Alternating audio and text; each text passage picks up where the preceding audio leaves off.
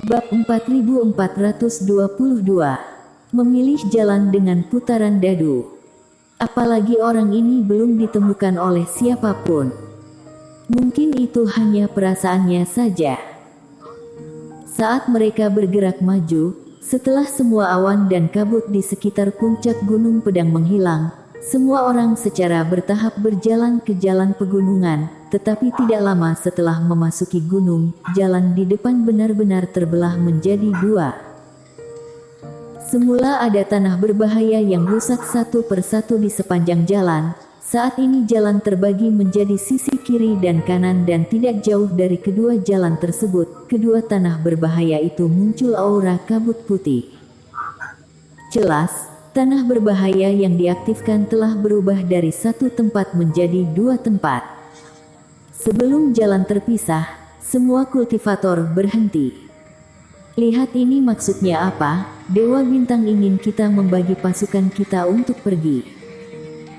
Namun, kita juga bisa membersihkan satu jalan bersama-sama, lalu memilih sisi lainnya nantinya. Tidak, jika ini benar-benar memungkinkan, Dewa Bintang tidak harus dengan sengaja membagi menjadi dua jalur. Jika kita benar-benar hanya memilih satu sisi, aku merasa akan ada masalah. Tapi kedua jalan itu satu lebar dan satu lagi sempit dan terlihat berbeda dalam tingkat bahayanya. Bagaimana kita bisa membaginya? Kedua jalan bercabang itu tidak sama lebarnya.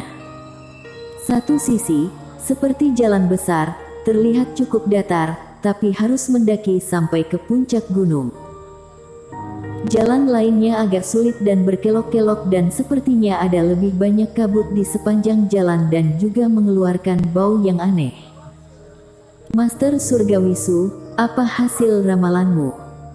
Mendengar pendapat yang berbeda, Yudhiraying menoleh ke arah Master Surgawisu. Menurut ramalanku, tampaknya ada semacam misteri yang tersembunyi di tanah berbahaya ini. Sebaiknya kita maju secara terpisah dan pergi ke setiap sisi, kata Master Surgawisu. Masalahnya ada dua jalan, yang satu datar dan yang lain berbahaya, bagaimana cara kita membaginya? Kata Susan Xiong. Itu mudah, mari kita selesaikan satu persatu. Yudhiraying sepertinya sudah siap. Untuk timnya, tentu kita akan saling menugaskan orang kita. Misalnya, tim dari Longzhou dan klan Unggas satu tim dan tim dari klan Beruang dan Kingsu satu tim. Mendengar hal ini, banyak kultivator yang tergerak. Membagi para kultivator menjadi dua tim seperti ini tampaknya adil, tetapi sebenarnya kekuatan klan Beruang dan klan Unggas hampir sama, tetapi Longzhou jauh lebih baik daripada Kingsu. Jika mereka bergabung seperti ini, maka pihak Longzhou pasti akan jauh lebih kuat. Namun, Susan Xiong dan Mita yang tidak mengatakan apa-apa. Ketimbang berpasangan dengan Kelvin Peng atau Yudhiraying, mereka lebih bisa percaya pada pihak lainnya. Bagaimana memilih jalan itu? Tanya Susan Xiong lagi. Meskipun salah satu dari dua jalan ini terlihat datar dan yang lainnya curam, itu mungkin hanya penutup mata. Aku tidak tahu putri ingin memilih yang mana. Yudhiraying tertawa. Kalau kamu ingin aku memilih, tentu saja aku memilih yang datar. Susan Xiong tidak ragu, pilihannya adalah apa yang akan dibuat oleh kebanyakan orang. Lagi pula, ada dua jalan, satu sisi lebih aman dan sisi lainnya bahaya, intuisi semua orang tahu kemana harus pergi. Kebetulan, aku juga suka jalan ini, karena kita berdua memilih sisi yang sama. Ayo lempar dadu, 3 dadu untuk menghitung besar atau kecil, siapa yang memilih dengan tepat, dia yang dapat memilih jalan itu, kata Yudhiraying. Dalam hal keraguan-raguan, menyerahkan pilihan pada keberuntungan juga merupakan metode umum beberapa orang. Aduh, terjadi lagi. Mendengar ini, tetua di samping Eric Kin mendengus. Orang-orang ini berbicara dengan baik, tetapi setiap kali dadu dilempar, untuk beberapa alasan, orang tersebut akan memilih hasil yang pada akhirnya menguntungkan mereka. Setiap kali, tanya Eric Kin. 80% begitu, dan kali ini kedua jalan tersebut jelas merasakan bahaya yang berbeda, maka Master Surgawi Su harusnya akan berbuat curang lagi. Tetua Di berkata. Tapi anehnya, langkah apapun yang kita ambil, kita masih belum bisa melihat bagaimana dia berbuat curang. Kepala suku Li juga berkata. Seseorang selalu dapat memilih hasil yang diinginkannya. Selama dia tidak bodoh, dia dapat mendeteksi ada yang tidak beres dengan dirinya. Tetapi masalahnya adalah bahwa setiap orang tidak dapat menemukan petunjuk apapun tentang Master Surgawi Su, sehingga mereka hanya dapat menahan amarahnya di dalam hati. Ngomong-ngomong, Bocah Kin, kamu sekarang memiliki kemampuan untuk menjadi Master Rahasia Langit. Jalan sempit itu jelas agak aneh. Apakah ada cara agar kita bisa mengalahkannya? Tetua Di bertanya dengan mata berbinar.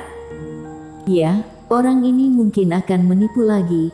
Aku khawatir hanya kamu yang bisa menghadapinya. Kepala suku Li juga berkata. Biarkan aku mencoba.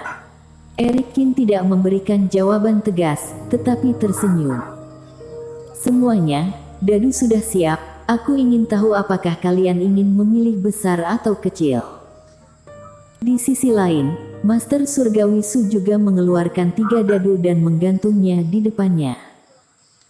Dari kelihatannya, semua orang diizinkan untuk memeriksa dadu untuk membuktikan keadilan mereka. Aku tidak tahu siapa dari kalian yang akan dipilih untuk melempar dadu. Tanya Master Surgawi Su kepada Mita Yan dan Susan Xiong. Kelihatannya sangat menarik, biarkan aku saja. Eric Kin datang dan mengambil alih tugas. Adapun Mita Yan dan lainnya tentu saja tidak keberatan. Tuan Kin, aturannya sangat sederhana. Mereka yang berhasil mengatakan hasil dadu dapat memilih terlebih dahulu. Aku tidak tahu apakah kamu akan memilih angka besar atau kecil. Master Surgawi Su tersenyum. Biarkan aku memilih dulu, kata Eric Kin. Hehe, untuk menghindari spekulasi dan kesalahpahaman, aku selalu membiarkan pihak kalian untuk memilih terlebih dahulu, kata Master Surgawi Su. Itu bagus. Eric Kin berpikir sejenak, lalu membalikkan tangannya dan mengeluarkan slip giok. Karena itu sebuah pilihan, aku akan menulis hasilnya di giok slip ini dan menunggu hasilnya keluar. Jika cocok, aku menang, dan jika aku salah menebak, aku kalah. Master Surgawi Su tercengang. Dia tidak menyangka Eric Kin sangat licik. Dia tidak mengumumkan pilihannya, tetapi menyembunyikannya di slip giok. Dengan cara ini, tidak peduli apakah dadu dilempar dan apapun hasilnya, tidak mungkin untuk menentukan apakah Eric Kin menang atau tidak. Namun, Master Surgawi Su hanya tersenyum menghina di dalam hatinya dan tidak keberatan, melainkan menyetujui usulan Eric Kin. Seperti yang diduga Tetua Di dan lainnya, dadu ini memang memiliki keberadaan rahasia. Tapi dia adalah Master Surgawi Su teratas di daratan ini, jadi ada banyak cara untuk mengontrol hasilnya, dan itu tidak bisa dipecahkan oleh Eric Kin yang menyembunyikan hasil taruhannya. Setelah Eric Kin melempar slip giok di ruang terbuka, Master Surgawi Su mengeluarkan kocokan dadu, melemparkan 3 dadu khusus ke dalamnya dan menyerahkannya kepada Eric Kin. Tuan Kin, untuk keadilan, kamu juga kocoklah dadunya. Master Surgawi Su benar-benar adil, biarkan aku memilih hasilnya terlebih dahulu dan biarkan aku yang bertanggung jawab untuk melempar dadu. Melihat pihak lain begitu percaya diri, Eric Kin pun mengangkat alisnya dan tersenyum. Tentu saja, apa yang aku lakukan adalah hal yang paling adil, tetapi sayang beberapa teman seiman selalu salah paham. Master Surgawi Su menghela napas. Kerohaniannya memeriksa dadu dan menemukan bahwa benda ini adalah sesuatu yang biasa dimainkan oleh kultivator untuk bersenang-senang. Dia tidak dapat menemukan keanehan, jadi Eric Kin melemparkannya ke dalam cangkir dadu. Kemudian, di bawah pengawasan semua orang, Eric Kin mengocoknya dengan santai. Saat dadu terus terkocok, banyak kultivator dari Qingzu dan klan beruang menjadi gugup. Lagi pula, apakah Eric Kin menang atau kalah selanjutnya dapat memengaruhi apakah mereka dapat melewati tanah berbahaya dengan aman atau tidak. Di sisi Master Surgawi Su, ada Yudhira Yin dan yang lainnya tidak peduli sama sekali, seolah-olah mereka sudah mengendalikan segalanya. Tuan Qin, apakah sudah siap? Bersambung.